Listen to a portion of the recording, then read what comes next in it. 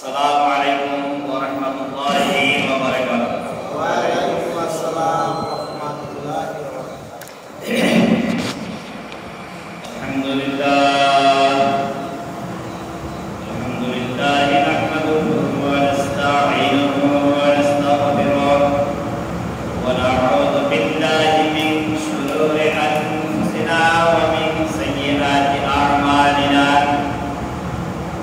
من يهده الله فلا مضل له ومن يضلل فلا هادي له ونشهد أن لا إله إلا الله وحده لا شريك له ونشهد أن سيدنا وحبيبنا وسندنا ومولانا محمد أرسل رسوله بالحق بشيرا ونذيرا وداعيا إلى الله بإذنه وسراجا منيرا فقد قال الله تعالى في القرآن المجيد والفرقان الحميد أعوذ بالله من الشيطان الرجيم بسم الله الرحمن الرحيم يا أيها الناس اعبدوا ربكم الذي خلقكم والذين من قبلكم لعلكم تتقون وقال تعالى إن الله وملائكته يصلون على النبي يا أيها الذين آمنوا صلوا عليه وسلموا تسليما اللهم صل على محمد وعلى آل محمد كما صليت على إبراهيم وعلى آل إبراهيم إنك حميد مجيد اللهم بارك على محمد وعلى آل محمد كما باركت على إبراهيم وعلى آل إبراهيم إنك حميد مجيد بلغ العلا بكماله كشف الدجى بجماله حسنت جميع خصاله صلوا عليه وآله وعزز محترم إمام صاحب দিগার উলামায়ে কিরাম মুসলিয়ান আজাম যুবক ভাইরা আসসালামু আলাইকুম ওয়া রাহমাতুল্লাহি ওয়া বারাকাতুহু। ওয়া আলাইকুম আসসালাম ওয়া রাহমাতুল্লাহি ওয়া বারাকাতুহু। মহান রব্বুল ইজ্জাত ওয়াল জালালের দরবারে সকলে মিলে কালিমাতুশ শুকর আদায় করছি। ইয়া আল্লাহ, এই বাচ্চারা বসো বসো বসো। ইয়া আল্লাহ, ঝামেলা থেকে মুক্ত হয়ে জুমার নামাজ আদায়ের উদ্দেশ্যে আল্লাহর ঘরে আসা শুরু করে দিলেন। কার ঘরে? বলছি কার ঘরে? এই মহান মনিবের দরবারে সকলে মিলে কালিমাতুশ শুকর আদায় করছি। আলহামদুলিল্লাহ, দরুদ ও সালাম পেশ করছি মানবতার মূর্তি মহান শিক্ষক সৈয়দুল মুরসালিন আশরাফুল আম্বিয়া নবী কুল শিরোমণি মুহাম্মাদুর রাসূলুল্লাহ সাল্লাল্লাহু আলাইহি ওয়াসাল্লাম। সম্মানিত হাজিরিন, আজকের এই দিনে কত মানুষ কত জায়গায় পানিতে ভাসছে, কি বলেন? পানির কষ্টে আছে না কত মানুষ? কত মানুষ মেডিকেলে কাতরাচ্ছে, কত মানুষ কত দুঃখ দুর্দশায় দিন কাটাচ্ছে। আল্লাহ তাআলা আমাদেরকে হেফাজতে রেখেছে, আলহামদুলিল্লাহ। আল্লাহ তাআলা আমাদেরকে কি রেখেছে? হেফাজতে রেখেছে। আজকে আপনাদের সামনে আলোচনা করব, আমরা যে কালেমাটা পড়ে মুসলমান দাবি করি, লা ইলাহা ইল্লাল্লাহু মুহাম্মাদুর রাসূলুল্লাহ সাল্লাল্লাহু আলাইহি ওয়াসাল্লাম, এই কালেমাটা তাৎপর্য নিয়ে, এই কালেমাটা দাবি নিয়ে আমি আজকে আপনাদের সাথে কথা বলব ইনশাআল্লাহ। ওয়া মা তাওফীকি ইল্লা বিল্লাহ। এর আগে এলাকাবাসীর কাছে আবেদন রাখতে চাই, যারা মসজিদে আসবেন, আমি রাস্তায় দেখেছি পানি, এই পানি পাড়ে যখন আসবেন আইসা এখানে পা ধুয়ে আসবেন। এই পানিটা ময়লাযুক্ত, এই পানিটা ময়লাযুক্ত। এখানে আইসা মসজিদে ঢুকে পা ধুয়ে তারপরে বসবেন। সম্মানিত হাজিরিন,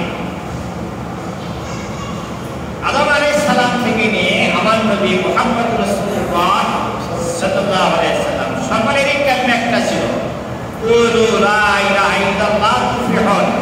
তোমরা লা ইলাহা ইল্লাল্লাহ বলো, তাতেই সফলতা পাবে।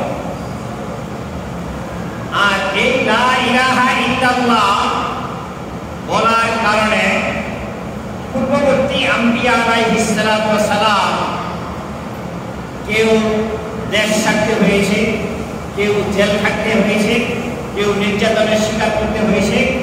শেষ পর্যন্ত আমার নবী মুহাম্মদ রাসূলুল্লাহ সাল্লাল্লাহু আলাইহি ওয়াসাল্লাম পর্যন্ত তিনিও এই লা ইলাহা ইল্লাল্লাহ দাওয়াত দেওয়ার কারণে জেল খাটতে হয়েছে, নির্যাতনের শিকার করতে হয়েছে এবং নিজের মায়ের ভূমি ছেড়ে দেবে। কি বলেন? হয় নাই? না হয় নাই? এর মধ্যে এমন কি আছে এটা বললেই একটা দৃষ্টি খেপে যায়। কি আছে আমাদের দেখা দরকার, কি বলেন? ঠিক কিনা? মানুষ মানুষকে ঝগড়ার সময় বকা দেয়, দেখবেন যে হাতে না পারে সে মুখে এ কাম করে বকা দেয়। আসলে এরকম বকা দিলে অপর প্রার্থী অপর গোষ্ঠী খেপে যায়। লা ইলাহা ইল্লাল্লাহ যতক্ষণ পর্যন্ত না বলছে ততক্ষণ পর্যন্ত এই নবীর প্রতি তার প্রতিবেশী যারা আছে তারা আক্রমণের শিকার করেননি। মুসা আলাইহিস সালাম যখন দাওয়াত দিলেন ফেরাউনকে, আর এই দাওয়াতটা আল্লাহ তাআলা যুগে যুগে তার নবীদেরকে বলছেন, প্রথম রাষ্ট্র শক্তিকে দাওয়াত দাও। প্রথম কাকে দাওয়াত দাও? রাষ্ট্র শক্তিকে দাওয়াত দাও। আর বিরোধিতা যারা করেছে রাষ্ট্র শক্তি করেছে, সমস্ত নবীদের বিরোধিতা রাষ্ট্র শক্তি প্রথম করেছে। সে থেকে আমার নবী রেহাই পান নাই, পেয়েছেন। আজকেও যারা এই কালেমার দাওয়াত মানুষের ময়দানে দিচ্ছে, কালেমার দাবি মানুষের কাছে প্রকাশ করছে, এই তাদেরকে মুসলমান নামধারী মুসলমানরা তাদের বিরুদ্ধে করছে।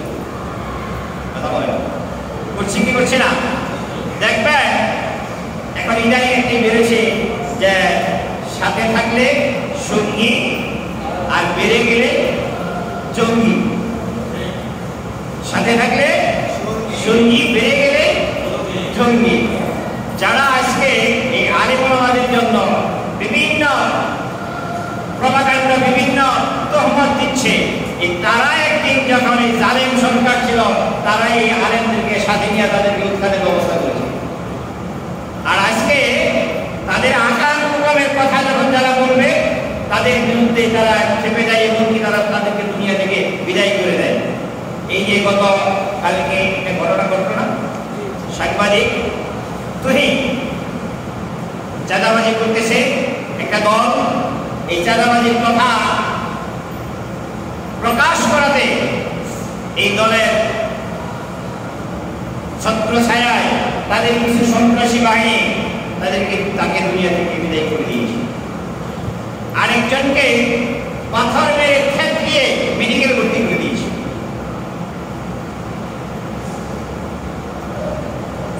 মুসা আলাইহিস সালাতু ওয়াস সালাম ফেরাউন গোষ্ঠীকে যখন দাওয়াত দিলেন, লা ইলাহা ইল্লাল্লাহ, কোন ইলাহ নাই, কোন আইনদাতা নাই, কোন বিধানদাতা নাই কে ছাড়া, যারা বলেন আল্লাহ। এই পৃথিবী বানিয়েছেন কে? আল্লাহ। যারা বলেন কে বানিয়েছেন? আল্লাহ। সুতরাং বিধান চালাতে হবে কার? আল্লাহ। আল্লাহ বলেন মুসা আলাইহিস সালামকে বলেন, ও মুসা, তুমি মানুষের মাঝে এই দাওয়াত দিতে থাকো, কারো বিধান চলতে পারে না আল্লাহ ছাড়া। এই পৃথিবী আল্লাহ বানিয়েছেন, এই পৃথিবী মানুষ সৃষ্টি জগৎ যারা রয়েছে প্রত্যেকেই আল্লাহ তাআলা তার রিজিকের ব্যবস্থা করেন। সুতরাং আইন চলতে হবে একজনের দিকে, একমাত্র আল্লাহ। আল্লাহ ছাড়া আর কারো আইন এই পৃথিবীতে চলতে পারে না, চলতে দেওয়া যায় না।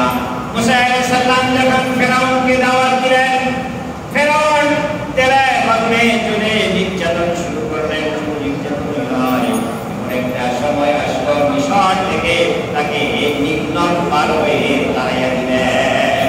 কথা বলেন ঠিক কিনা? আসলো কারণ আসলো কি? লা ইলাহা ইল্লাল্লাহ। ইব্রাহিম আলাইহিস সালাম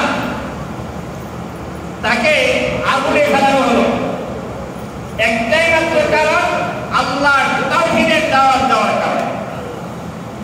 ইব্রাহিম আলাইহিস সালাম তাকে যখন আগুনে ফেলানো হয়, আগুনে যখন পুড়ে গেছে, চতুর্দিক দিয়ে আগুন ধাউ ধাউ করে জ্বলছে, কাছে যাবে, আক্রমণ করবে, ধরে ফেলবে।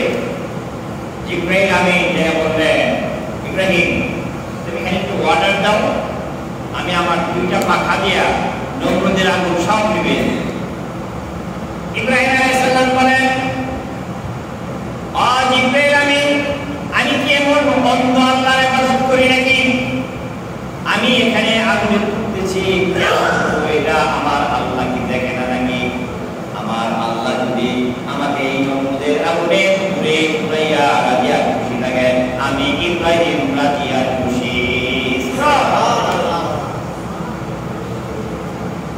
আল্লাহ তাআলা আগুনকে বলে দিলেন, কুল্লা ইয়া নারু কুনি বারদাও ওয়া সালামান আলা ইব্রাহিম। এ আগুন, তুমি আমার ইব্রাহিমের জন্য শান্তিময় ঠান্ডা হয়ে যাও। সুবহানাল্লাহ। সম্মানিত হাজিরিন, আগুন কি ইব্রাহিমকে মুক্তি দিয়েছে? পারে না। কোনটা কাঠ ছিল? আমার নবী মুহাম্মদ রাসূলুল্লাহ সাল্লাল্লাহু আলাইহি সাল্লাম মক্কার ভূমিতে মানুষের সাথে চলাফেরা, মুআমালা, মুআশারা, লেনদেন যা কিছু ছিল সব কিছুর মধ্যে মক্কার মানুষ মুগ্ধ হয়েছিল। এই মক্কার মানুষ তাকে আল আমিন উপাধি দিয়েছিল। কি উপাধি দিয়েছিল? আল আমিন। আল আমিন মানে বিশ্বাসী উপাধি তাকে দেওয়া হয়েছিল। মক্কার সমস্ত মানুষের মুখে মুখে ভালো মানুষকে এই পরিচয় বহন করে আমার নবী মুহাম্মদ রাসূলুল্লাহ সাল্লাল্লাহু আলাইহি ওয়াসাল্লাম। আবু বকর, উতবা, সাইবা যারা ছিল সকলের কাছে আমার নবী একজন প্রিয় মানুষ। কিন্তু যখন তিনি এই দাওয়াতটা দিলেন, লা ইলাহা ইল্লাল্লাহ, কোন ইলাহ নাই আল্লাহ ছাড়া, এই দাওয়াত যখন দিলেন তখনই একটা গোষ্ঠী তার বিরুদ্ধে চলে গেল। ঠিক কিনা? এই গোষ্ঠীটার আবু লাহাব। আবু লাহাবের কি পক্ষে ছিল? আপন চাচা আবু লাহাব, আপন চাচা আবু লাহাবের বিরুদ্ধে এমন চলে গেল তাকে মারার জন্য প্রচন্ড চরম চক্রান্ত তিনি করলেন। এবং চক্রান্তর প্রেক্ষিতে আমার আল্লাহ সূরা নাযিল করেন তাব্বাত ইয়াদা আবি লাহাব ওয়া তাব। আল্লাহ বলে দিলেন আবু লাহাবের দুই হাত ধ্বংস হয়ে যায়। যেই হাত দিয়ে আমার নবীর উপর পাথর মারার জন্য চেষ্টা করেছে এই হাতটা ধ্বংস হয়ে যায়। এই আবু লাহাব কি ছিল? রাসূলের আপন চাচা। কি ছিল? আপন চাচা। আবু জেহেল কিন্তু রাসূলের আপন চাচা না। আমরা অনেকেই জানি, এটা মনে করি যে আবু জেহেল রাসূলের চাচা, আসলে চাচা প্রতিবেশী। আর আবু লাহাব রাসূলের আপন চাচা।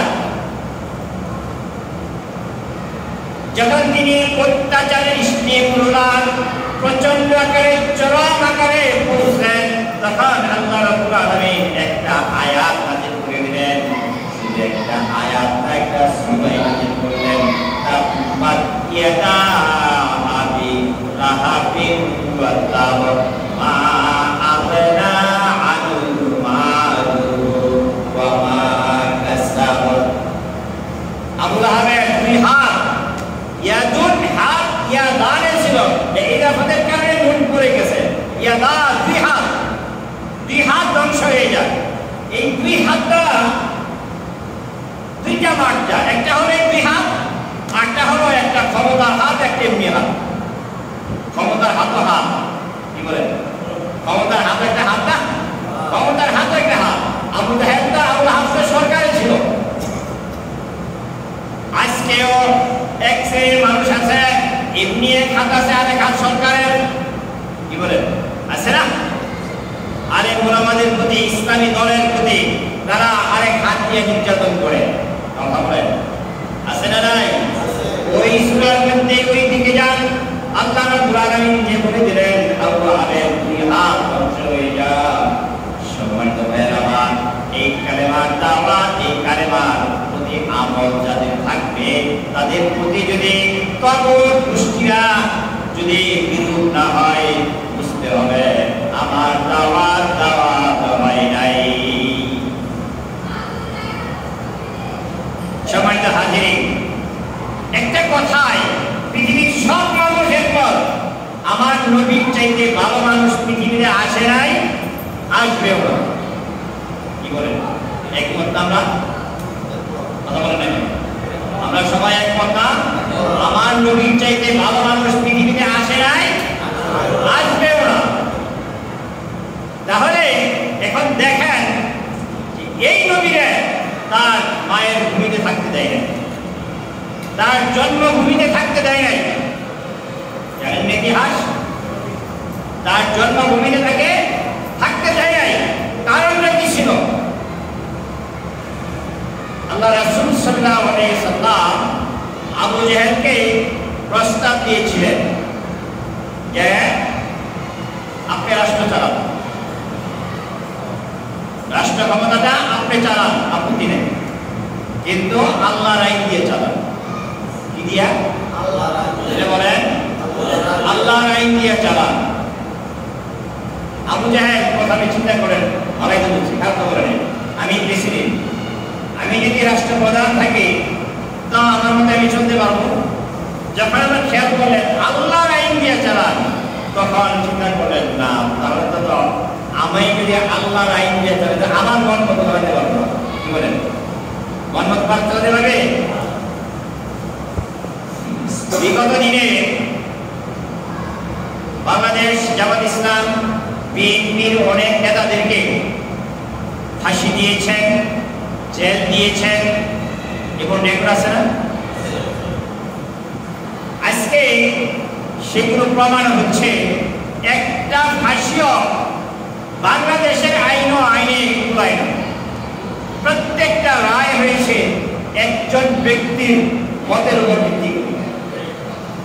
নাম বলা লাগবে? একজন ব্যক্তির মতামতের ভিত্তিতে সবগুলো আবু জাহেল চিন্তা করলেন যে সংবিধান যদি মানতে হয় আল্লাহ, তাহলে আমি প্রেসিডেন্ট থেকে তো লাভ নাই। চিন্তা করলেন আমার দলের মানুষ যদি অন্যায় করে, আকাম কুকাম করে, তাহলে আল্লাহর আইনে যদি বিচার করতে হয়, তাহলে তো এই অপরাধীর অন্যায়ের বিচার করা লাগবে।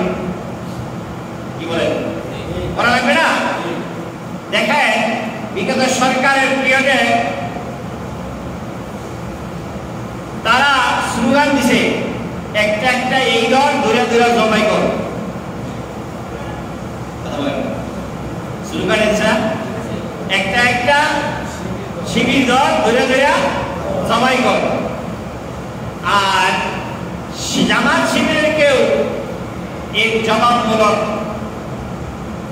স্লোগান দেয় নাই। তারা স্লোগান দিছে কি একটা একটা লীগ দল ধরে ধরে জেলে হল।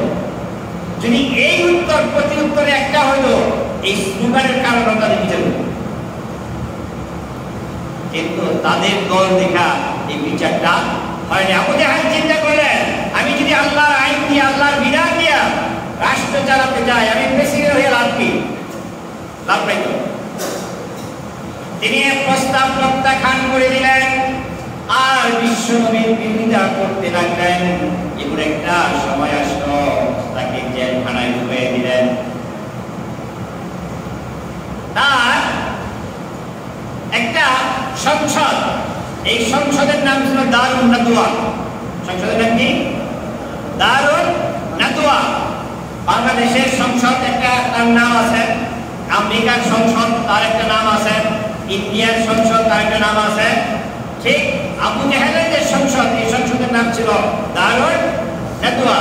এখানে পাশ করা হলো যে মুহাম্মদ সাল্লাল্লাহু আলাইহি সাল্লামকে দুনিয়া থেকে বিদায় করে দিবে।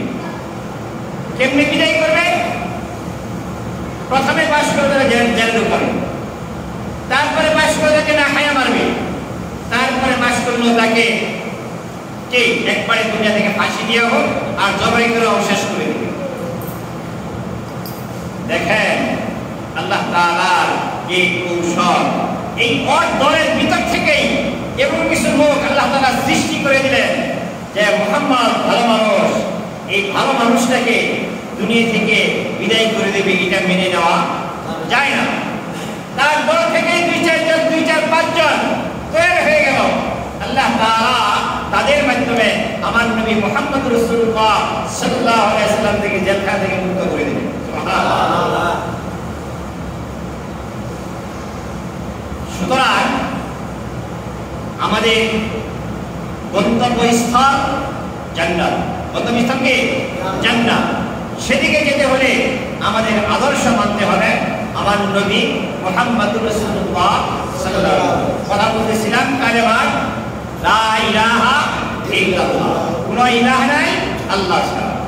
আর মানতে হবে, আদর্শ মানতে হবে মুহাম্মদুর রাসূলুল্লাহ সাল্লাল্লাহু আলাইহি ওয়াসাল্লাম। কালেমা অংশ কয়টা হলো? 2টা। কালেমার অংশ কয়টা হলো?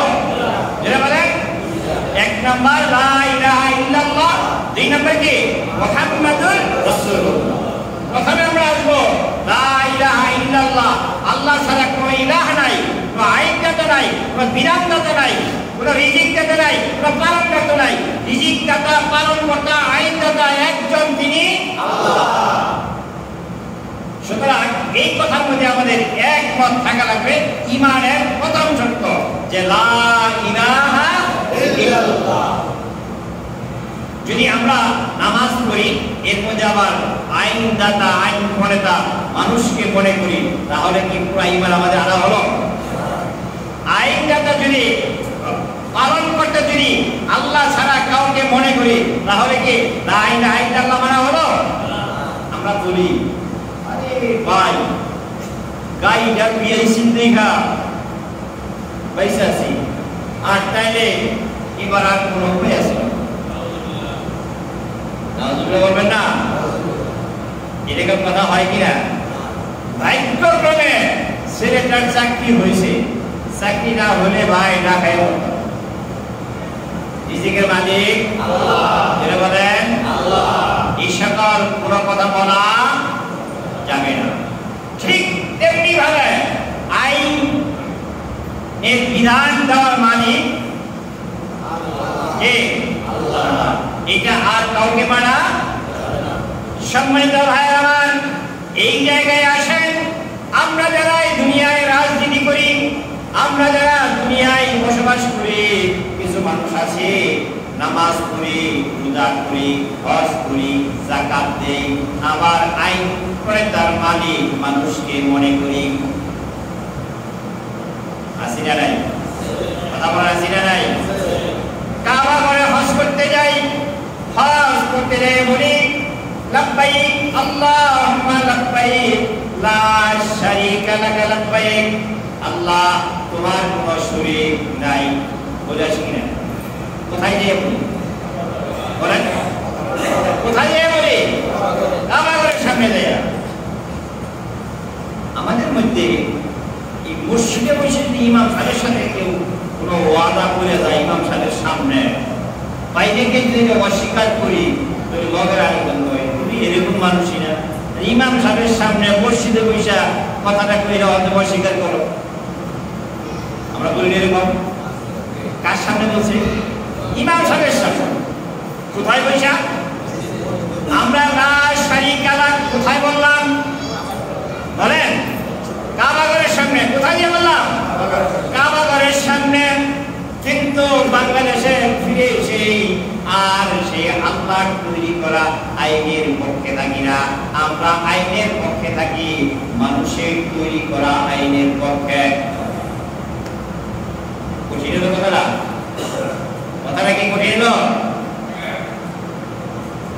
যারা হজ করে, যারা উমরা করে, তারপরে আবার বাংলাদেশে এসে যার দেশে এসে আল্লাহর আইনকে অস্বীকার করিয়া মানুষের তৈরি করা আইনের পিছনে ধরে বুঝতে হবে আমার নামাজ, আমার রোজা, আমার হজ, আমার উমরা আমাকে অন্যায় থেকে বিরাতে পারে নাই, আমাকে শিরক থেকে বিরাতে পারে নাই, আমি এখনো মুশরিকের মধ্যে রয়েছি। আল্লাহ রাব্বুল আলামিন বিশ্বনবী মুহাম্মদ রাসূলুল্লাহ সাল্লাল্লাহু আলাইহি সাল্লামকে বলে দিয়েছেন, যারা মুশরিক, যারা শিরক করে তাদের জানাজায় যাবে না। কত বড় কঠিন কথা!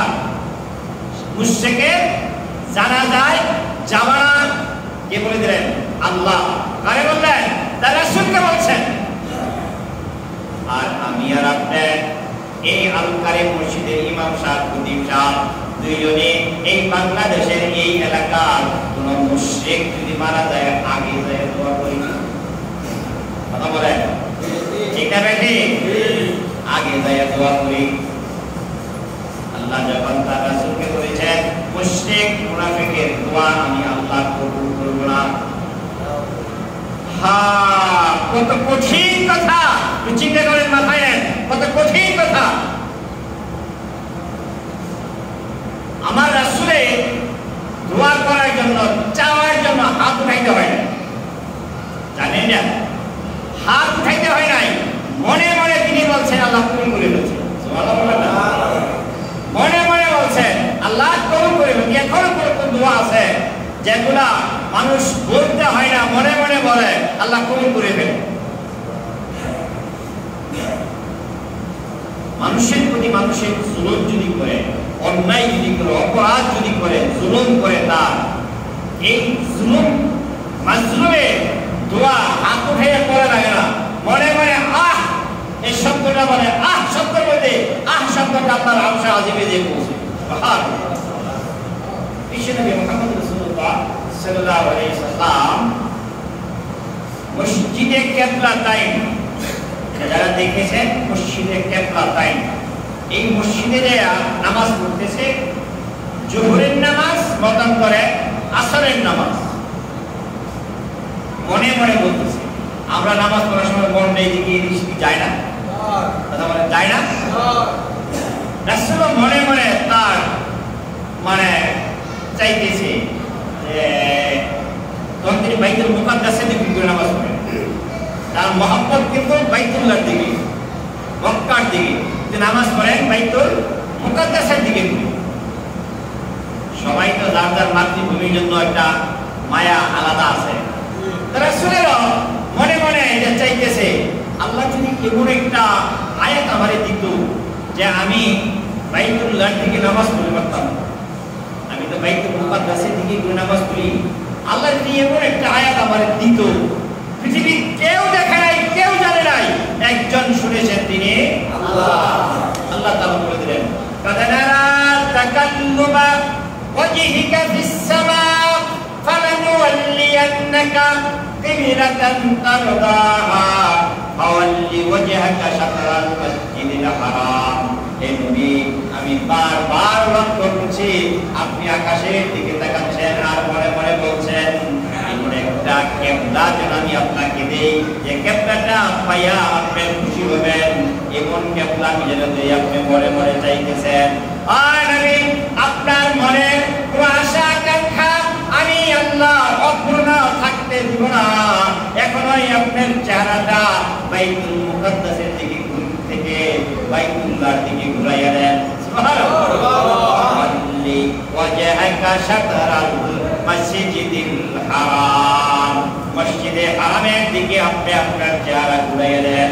নামাজ 2 রাকাত বাইতুল মুকাদ্দাসের দিকে ঘুরে পড়ানো হলো, আর বাকি 2 রাকাত বাইতুল্লাহর দিকে ঘুরে পড়া হলো। এইটা বোঝা যায় আমার নবীর হাত উঠাইতে হয় নাই, দোয়া করলেই আল্লাহ মঞ্জুর করে নেন। সুবহানাল্লাহ। মুশরিক মুনাফিকের জন্য দোয়া করার জন্য আল্লাহ বলে দিলেন, ও আমার নবী, এই মানুষটা মুশরিক, এই মুনাফিক, তার জানা যায় যদি আপনি 70 বার মাফ চান, আমি আল্লাহ তার গুনাহকে মাফ করব না। কথা বলা কঠিন। ও ভাই, কি লাভ কয়দিনই দুনিয়া বেঁচে থাকবো? আমার জীবনটা যেন শেষ হয় আল্লাহ রাসূলের দলে থেকে। রাজি আছি না ভাই? যারা আমরা কোন দলে থেকে আমরা জীবন শেষ করবো? রাসূলের দলে থেকে। সম্মানিত হাজিরিন, আমার শেষ অংশটুকু মুহাম্মাদুর রাসূলুল্লাহ, শেষ অংশটুকু কে? মুহাম্মাদুর রাসূলুল্লাহ। উমর রাদিয়াল্লাহু তাআলা আনহু দাপুনি রূপ ছিলেন, তার নাম, তিনি ইসলামের ছায়াতলে আসে রাসূলের অনুসরণ করে তার নাম হয়ে গেল উমর রাদিয়াল্লাহু তাআলা আনহু। তার নামের শেষে কি যোগ হলো? রাদিয়াল্লাহু তাআলা আনহু। উমর রাদিয়াল্লাহু তাআলা আনহু যখন, কথা শুনিয়ে দেখি, ইনি যখন খলিফা, প্রেসিডেন্ট, এই সময় উমরের ছেলে আব্দুল্লাহ, ইমাম হুসাইন রাদিয়াল্লাহু তাআলা আনহু মক্তবে পড়াশোনা করে। ছোট বাচ্চাদের যে স্বভাব, হুসাইন কলম ফেলে দেয়, উমরের ছেলে কলম উঠিয়ে দাও, উঠিয়ে দিছে, আবার ফেলে দিছে, আবার উঠিয়ে দাও, উঠিয়ে দিছে। 2 বার 3 বার যখন হয়েছে তখন বলছে, এই তুমি কি কইছো? তুমি বারবার কলম ভালো আমার করতে পারো, কি তোমার চাকর? বাচ্চাদের এরকম হয় না? আমি কি তোমার চাকর? হুসাইন বলছে, তুমি চাকরের ঘরের চাকর। প্রেসিডেন্টের ছেলে কি বলছে? তারে চাকরের ঘরের চাকর। তা ওমরের ছেলে বাসায় চলে গেছেন, বাসায় জায়গা বাবার কাছে বিচার দিছে, বাবা আপনি প্রেসিডেন্ট, আমারে হুসাইন এরকম একটা বকা দিছে, আমি বলে চাকরের পোলা চাকর। ওমর বলছেন, যাও বিচার করো। মসজিদে নববীতে উমর রাদিয়াল্লাহু তাআলা আনহু হুসাইনকে ডাক দিয়েছেন, হুসাইন এদিকে আসো, তুমি আব্দুল্লাহরে কি বলে বকা দিছ? মানুষের সামনে। হ্যাঁ, আমি দিছি। কেন এটা বকা দিলা কেন? ওই আমি কি ভুল বলেছি? আপনি কি আমার নানার চাকর আছিলেন না? আমার নানার সেবক আছিলেন না আপনি?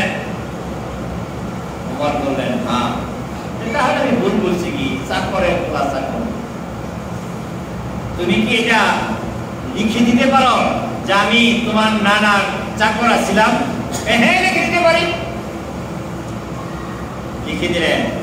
ওমর আমার নানার চাকর ছিলেন হুসাইন। ভালো হবে না? ওমর রাদিয়াল্লাহু তাআলা আনহু উপস্থিত জনতাকে বললেন, ও আমার উপস্থিত জনতা, আমার সাহাবারা, তোমরা শুনে রাখো, আমি ওমর যখন দুনিয়া থেকে চলে যাব, এই কাগজটা আমার কাপড়ের সাথে মিশাইয়া দিবা।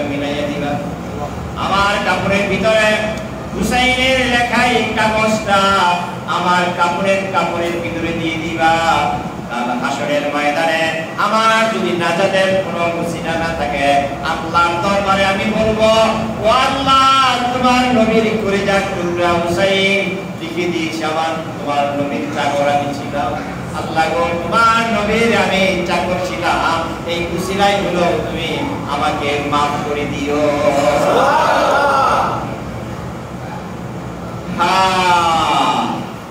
আর অনেক মুসলমানের সন্তান এই নবীর নিয়ে কটাক্ষ করে, আছে না? অনেক মুসলমানের সন্তান এই নবীর নিয়ে কটাক্ষ করে। এই নবীর দল নিয়ে যারা কোরআনের শাসন করতে চায়, এই দল নিয়ে কটাক্ষ করে। কথা বলেন, আছে না নাই? তাদের বিভিন্ন অজুহাত, বিভিন্ন ইস্যু খোঁজা তাদের জন্য।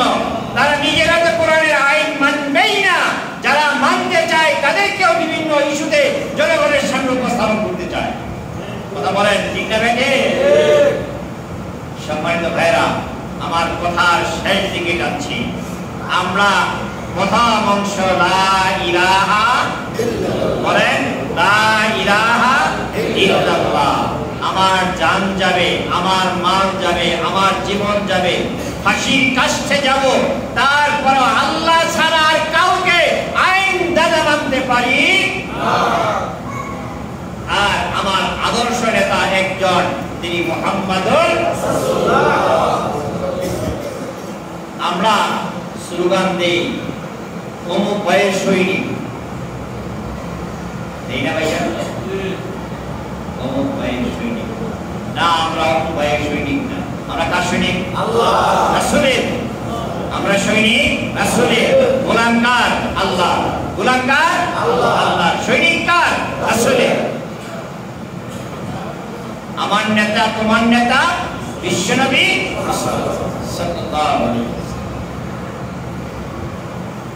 এই নেতা রাসূলকে নেতা মেনে আর আল্লাহকে ইলাহ মেনে যদি দুনিয়া থেকে যেতে পারি, কাল হাসরে কবরে প্রথম ভাগে যখন প্রশ্ন হবে, আমাদেরকে যখন ডাকা হবে, বিসমিল্লাহি ওয়া আলা মিল্লাতি রাসূলিল্লাহ, আল্লাহর নামে রাসূলের দলে, বলে দেখে গেলাম, আল্লাহর নামে রাসূলের দলে দেখে গেলাম। কার দলে রাখবো? দুনিয়ার ময়দানে যদি আমরা ওই রাসূলের দেখানো দল করে যেতে পারি, তাহলে কবরে গেলে রাসূলের দলে থাকে, রাসূলের দলে নেওয়া হবে। আর দুনিয়ায় যদি ওই রাসূলের দলের অনুসরণ আমি আপনি না করি, মরার পরে দল চেঞ্জ করে লাভ নাই। কথা বলেন?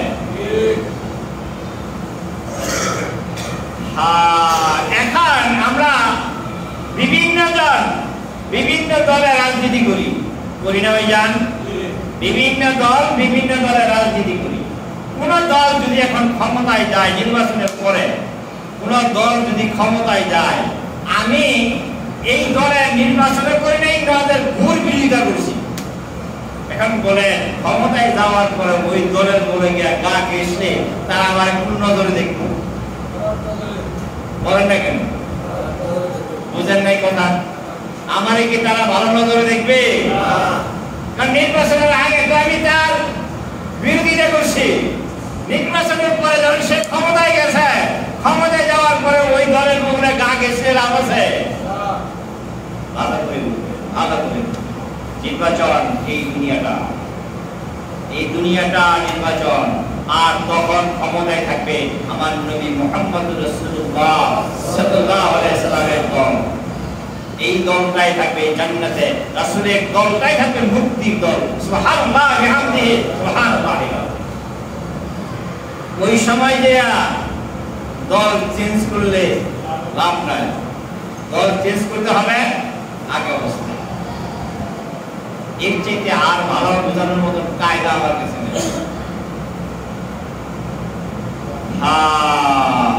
আল্লাহ রাব্বুল আলামিন আমাদেরকে মানার তৌফিক দান করেন, সকলে বলেন আমিন। তিনি কোন মানুষ সামান্য সময় চিন্তা করে যে আল্লাহর দ্বীন আল্লাহর জমিনে কেমনে প্রতিষ্ঠিত হবে, এই চিন্তাটা করে সামান্য সময়। বিশ্বনবী মুহাম্মদ সাল্লাল্লাহু আলাইহি সাল্লাম বলেছেন, তাহলে এই মানুষটা হাজরে আসওয়াদ সামনে নিয়ে শবে কদরের রাতে সারা রাত ইবাদত করে যেই সওয়াব হতো, এই সওয়াবটুকু তার আমলনামায় আল্লাহ তাআলা দিয়ে দিবেন। সুবহানাল্লাহ। কি চিন্তা করলে আল্লাহর দ্বীন আল্লাহর জমিনে কিভাবে প্রতিষ্ঠিত হবে। প্রতিষ্ঠিত যদি না হয় আমাদের কিচ্ছু করার নেই। দিন কার যেটা বলেন আল্লাহ, আমাদের কিচ্ছু করার নেই। আমাদের চেষ্টা আছে এইটুকু করে দিতে হবে। দিন প্রতিষ্ঠা হবে কি হবে না তিনি ভালো জানেন। সম্মানিত ভাইরা, আমাদের আলোচনার বিষয় আজকে শেষ করছি। আমাদের প্রথম কথা হলো লা ইলাহা ইল্লাল্লাহ, আল্লাহ ছাড়া কোনো ইলাহ নাই। এই কথার উপরে যাদের মধ্যে ভেজাল আছে, তাদের আমলে ভেজাল আছে, তাদের সবকিছুতে ভেজাল আছে, এই শিরক যুক্ত আমল নিয়ে আল্লাহর দরবারে পারি পাওয়া যাবে না। পরের অংশটা মুহাম্মাদুর রাসূলুল্লাহ, আদর্শ নেতা আমাদের মুহাম্মদ সাল্লাল্লাহু আলাইহি ওয়াসাল্লাম। আল্লাহর রাসূলের নেতৃত্ব ছাড়া, আল্লাহর রাসূলের আদর্শ ছাড়া আর কোন আদর্শ মুসলমান মানতে পারে না। আল্লাহ রাব্বুল আলামিন আমাদের এই দিনের উপরে আমল করে যাওয়ার তৌফিক দেন, সকলে বলেন আমিন। আমিন। সম্মানিত হাজিরিন, আমি আপনাদের সামনে জানিয়েছিলাম উমরায় যাব। আপনাদের দোয়ায় খাস মেহেরবানিতে আগামী কালকে চলে যাব ইনশাআল্লাহ। পরে সামনে শুক্রবার হয়তো থাকবো না, আমার প্যাকেজটা শর্ট। 22 তারিখে দেশে ফিরবো। 22 তারিখ শুক্রবার না, 22 তারিখ শুক্রবার। যদি মানে জুমার আগে ফিরতে পারি আপনাদের এলাকায়, আমাদের এলাকায়, তাহলে আপনাদের সাথে জমা পরেরটা হবে, অর্থাৎ 22 তারিখেরটা হবে। আর যদি ফিরতে না পারি, রাস্তায় কোথাও থাকি, তার হলো না, তাহলে আমার জন্য খাস করে দোয়া করবেন, আমি যেন সহি সালামতে আল্লাহর ঘরে যেতে পারি, রাসূলের রওজায় যেতে পারি। আল্লাহ যেন আমাকে তৌফিক দান করেন এবং সহি সালামতে সুস্থ থেকে যেন ওমরার কাজ সম্পন্ন করতে পারি। আমার সাথে কাফেলায় বিবি যতটুকু আছে আমরা সবাই যেন ভালোভাবে ঘুরে আসতে পারি। আর আমিও দোয়া করি আপনাদের জন্য, সেখানে যেন দোয়া করব যে আমার মুসল্লি যারা আছে আল্লাহ যেন তাদেরকে আল্লাহ খানায় কাবায় যাওয়ার তৌফিক দান করেন। ইচ্ছা আছে না আপনাদের? ইচ্ছা আছে না? কার কার ইচ্ছা আছে? আপনি যে দেখান তো, আল্লাহ কবুল করেন, সকলে বলেন আমিন। একটা ঘটনা বলে শেষ করছি। আল্লাহ যে দেয়, আমি আরেকদিন মনে বলছিলাম, একদিন ফজরের নামাজ পড়ে আমার শোয়ার একটা অভ্যাস আছে, ঘুমের অভ্যাস আছে।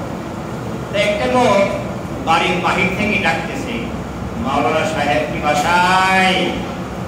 চমৎকার বাচ্চারা বলতেছে কে যেন আসছে, কোনো হুজুর আসছে, দেখো তো ভাইয়া একটা গামছা গায়ে আমি বেরিয়েছি। বের হওয়ার পরে আপনি সারা দিলাম, বলেন কি চান আপনি? আমি একটু ইসমাউলাকে চাই, আপনি একটু ওনাকে ডেকে দেবেন। আমাকে বলেন আপনি, হয় না আপনার কাছে বলা যাবে না, আপনি ওনাকে ডেকে দেবেন। আমাকে বলেন, আমি ওনাকে বলবো, সমস্যা নাই, আপনি আমাকে বলেন। বুঝতে পারেন শিক্ষিত মানুষ তো বলুন, আপনি কি ইসমাউলা? জি আমি সরি, আমি তো আপনাকে চিনি না, নাম শুনে আসছি, বলেন কি চান, কি সমস্যা?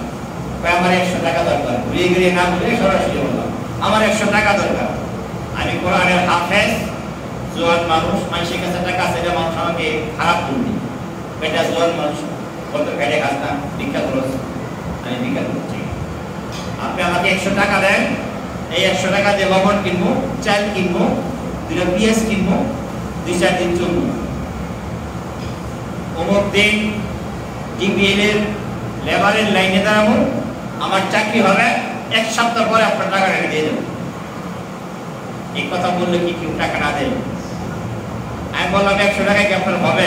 হ্যাঁ হবে। বুঝেন হবে।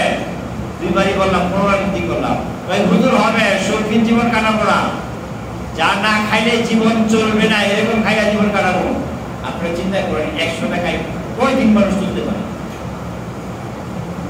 যা হোক 100 টাকা দিলাম, উনি যেই কথা সেই কাজ। 1 সপ্তাহ পরে 100 টাকা আমার কাছে ঘুরে নিয়ে গেছে। আমি বললাম আমার টাকা লাগবে না, তার গায়ে হাত দিয়া আদর করে দিলাম যে যাও ভাই চলো, আল্লাহ তোমাকে চালাবে।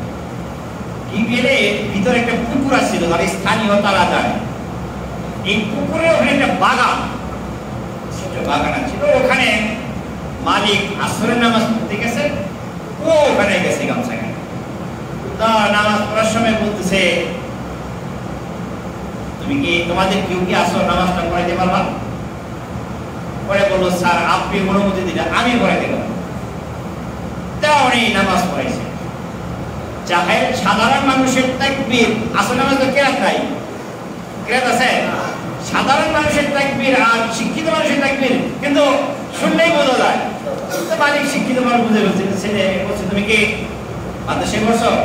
ওই স্যার আমি কোরআনের হাফেজ। আরে কোরআনের হাফেজ তুমি এটা কি করবে? কেন স্যার আমি বোতল খাটিয়ে খাই, আমি তো খারাপ করি না, বোতল খাটাই খাই, মসজিদের মানুষ। যা হোক মালিক 1000 টাকা দিলেন, তুমি কালকে পায়জামা পাঞ্জাবি পরে আসবা, তো আছেই পায়জামা পাঞ্জাবি আছেই, পরে আসবা আর এই গাছ পাটা তুমি পরিচর্যা করবা, তোমার কোনো কাজ নাই, জোহর আর আসর এনে নামাজ পড়াইবে। কয়দিন গেল, তারপরে আসলো মালিকের মানে মিটিং এর মধ্যে 3 তলায় নামাজ। তো এখন 4-5 টাকা ওয়াক্ত নামাজই উনি পড়ান।